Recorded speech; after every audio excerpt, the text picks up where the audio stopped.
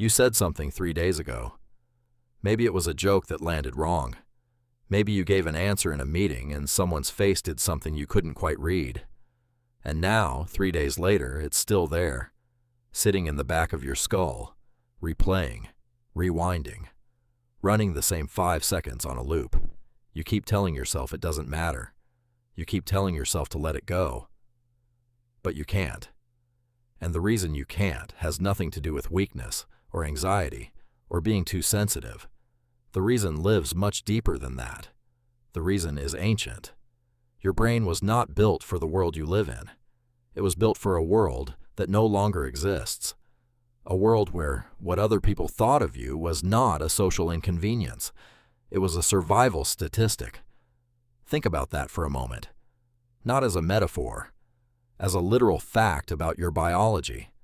For the vast majority of human existence, your ancestors lived in small bands, 50 to 150 people. Researchers call this the natural group size for Homo sapiens. The anthropologist Robin Dunbar spent decades studying this. He found that across primate species, brain size correlates with social group size, and for humans, that number keeps coming back to roughly 150. Your brain evolved to track, manage, and care about around 150 people simultaneously. Not 8 billion. Not your Twitter followers. 150. In that world, being cast out of the group was not embarrassing. It was a death sentence. You could not hunt alone. You could not defend yourself alone. You could not survive a single winter alone. Rejection was not a bad day. Rejection was the end. So your brain built an alarm system, a constant, low-level scanner that runs 24 hours a day, monitoring the social environment for signs that your standing in the group might be slipping. Scientists call this the social monitoring system, and it is not a metaphor. It is a real, measurable neural architecture. Neurologist Matthew Lieberman at UCLA has spent years imaging the brain during social rejection events. What he found changed how researchers think about the human mind. The same regions that process physical pain, the dorsal anterior cingulate cortex, the anterior insula, light up when you feel socially excluded. Your brain does not distinguish between a broken bone and a broken friendship. Both register as damage. Both trigger the same alarm. This is not a glitch. This is the system working exactly as designed. In the ancestral world, social pain needed to be as urgent as physical pain. A twisted ankle slows you down. Being cut off from the tribe kills you. So your brain evolved to treat both threats with the same level of urgency, the same flood of stress hormones, the same spike in vigilance, the same desperate need to fix the situation immediately. The problem is that the world changed. Your brain did not. You are walking around with Paleolithic hardware running in a modern environment. The alarm system that kept your great, 10,000 times great-grandmother alive in a band of 150 people is now firing every time someone doesn't reply to your message fast enough. Every time you post something and the likes come in slower than expected. Every time you walk into a room and feel like people stop talking. The scanner never turns off. It was not designed to. Psychologist Mark Leary at Duke University developed something called Sociometer Theory in the 1990s. The theory proposes that self-esteem is not actually about how you feel about yourself in isolation. Self-esteem is a gauge, a live readout of how accepted you believe you are by the people around you. When your social standing rises, self-esteem rises. When it falls, self-esteem crashes. Not because you decided to feel bad, because the sociometer is doing its job. This reframes everything you were ever told about self-confidence. You cannot simply decide to stop caring what others think any more than you can decide to stop feeling pain when you touch a hot stove. The caring is not a choice. It is a function. It is your brain running the software it was given. The goal was never to eliminate the caring. The goal was to keep you alive. Here is where it gets stranger. The brain does not just monitor what people think of you now. It runs simulations, constantly. It imagines future social scenarios. It rehearses conversations. It replays past interactions with other people's inner worlds.